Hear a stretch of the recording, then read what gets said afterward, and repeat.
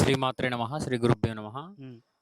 గురుగారు మన దగ్గరికి చాలామంది బంగారం కోసమని అక్కడ బంగారం, ఇక్కడ బంగారం ఉందని చెప్తారు కదా! హ్మ్.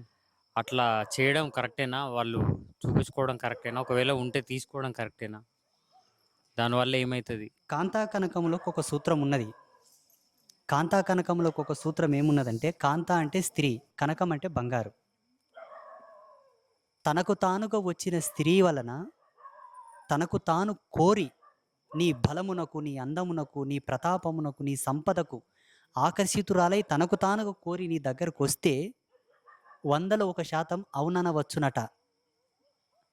ఓకే చెప్పవచ్చట. చెప్పి కూడా 99% ఏమనాలంట? నీవు కోరావు. నీ మనస్సు, నీ స్వతంత్రత. కానీ నా జన్మకొక స్వతంత్రత ఉన్నది. నా జీవితానికి ఒక హక్కుంది. నాకు బాధ్యతలున్నయి. నా తల్లిదండ్రులున్నారు. నేను అడుగుతా. పెద్ద మనుషులున్నారు. అడుగుతా. పూజ్య గురువులున్నారు. అడుగుతా. ఏమని? పలాని స్త్రీ కోరి నన్నొచ్చింది. పొందవచ్చునా? అక్కడ ధర్మ సంకటం గూడా ఉన్నది మళ్ళీ. నిన్ను కోరిన స్త్రీ వివాహితనా కాదా? ఇదంతా ధర్మం మీద ఆధారపడి ఉంటది. అలా స్త్రీ బంగారు కూడా ఎలా? నువ్వు బాటపోటి పోతుంటావు. పొలంలో పని చేస్తుంటావు. ఆకస్మికంగా ఎక్కడనో ఒక నగల బాక్స్ దొరికింటది. బ్యాగ్ దొరికింటది. భూమిలో ఒక హండా దొరికింటది. ఒక హుండీ. ఆకస్మికంగా నీకు కనకము, బంగారం దొరికినా కూడా దొరికే కదని సంబరపడ్డవాడు ఎవడు కూడా బాగుపడలేడు. నాశనం అయిపోయిండ్రు. బంగారంకి శాపం ఉంది. ఇంద్రుడు శాపం పెట్టిండు. మీకు తెలియదు. ఇది కుబేరుడికి ఇంద్రుడికి మధ్య జరిగిన సంవాదంలో మనకు వ్యక్తమవుతుంది. ఏం చేయాలి?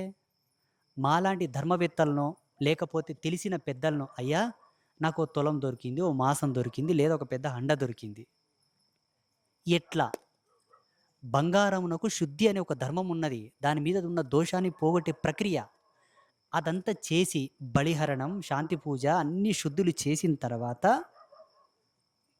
తర్వాత ఆ దొరికిన బంగారుని కూడా మొదెం కట్టల మీద 11 రోజులు పెట్టాలంట.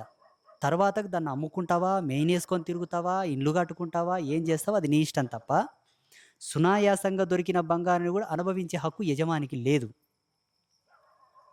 ఇన్ని ధర్మాలు దీనికున్నంగా బంగారు కోసము, స్త్రీ కోసం ఆరాటపడ్డవాడు ఎవడు కూడా యశస్సు కాలేదు. ఉదాహరణ కావాలంటే రావణాసురుడు. ఎప్పుడు? త్రేతాయుగంలో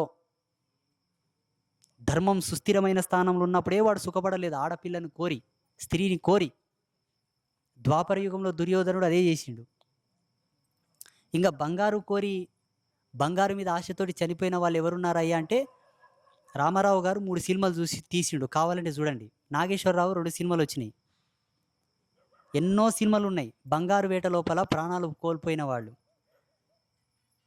అదిగా దొరికితే సంతోషం అండి. దాని గురించి ప్రాకులాడి జన్మలు నాశనం చేసుకోవద్దు, జీవితాలు పాడు చేసుకోవద్దు. లేనిపోయిన అపోహాలు ఉంటాయి బయట. గోల్డ్ డిటెక్టర్ మిషన్స్ అని, అలాగే ఎవడో నాలాంటి బొచ్చు పెరిగిన సన్యాసి ఈడ గంటు తీస్తా, ఆడ గంటు తీస్తా అంటే ఓనెనక ఊరికి లక్షలు లక్షలు ఇండ్లు ఇవన్నీ అమ్ముకొని, ఆస్తులు అమ్ముకొని, ఆ గంటు కాసపడి చివరికి గుండు కొట్టుకొని తిరుపతి గుట్టెక్కిన వాళ్ళు చాలా మంది ఉన్నారు. గంటు రాలేదు, బొచ్చు పోయింది, గుండు మిగిలింది. అర్థమైనా? అటువంటి వాళ్ళకి ఈ వీడియో సెండ్ చేయి. ఇప్పుడు ఈ వీడియో సెండ్ చేయి.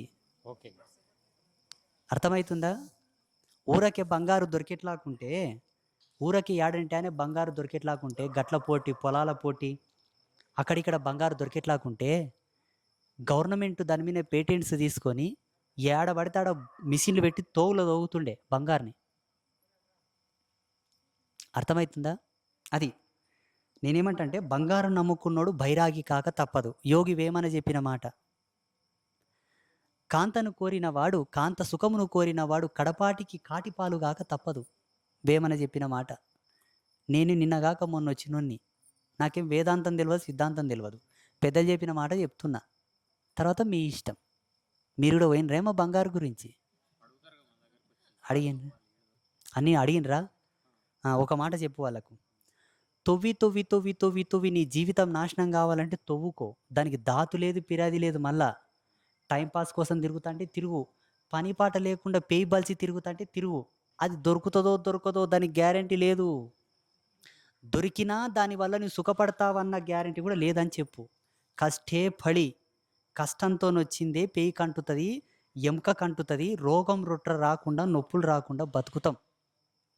సుఖంగా సంపాదించింది ఏది కూడా నీ సుఖపెట్టదు. అది ఏడన్నా తీస్తది నీ రుణం, నీ ఉసురు. గాంధీ హాస్పిటల్ పెడతది, యశోద హాస్పిటల్ పెడతదిగ.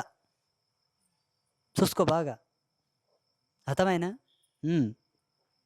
ఈ ధర్మం నమ్మిన వాళ్ళు ఎప్పుడైనా సుఖపడ్డవాళ్ళు. ఈ ధర్మం నమ్మని వాళ్ళు కష్టపడ్డవాళ్ళు. శుభమస్తు.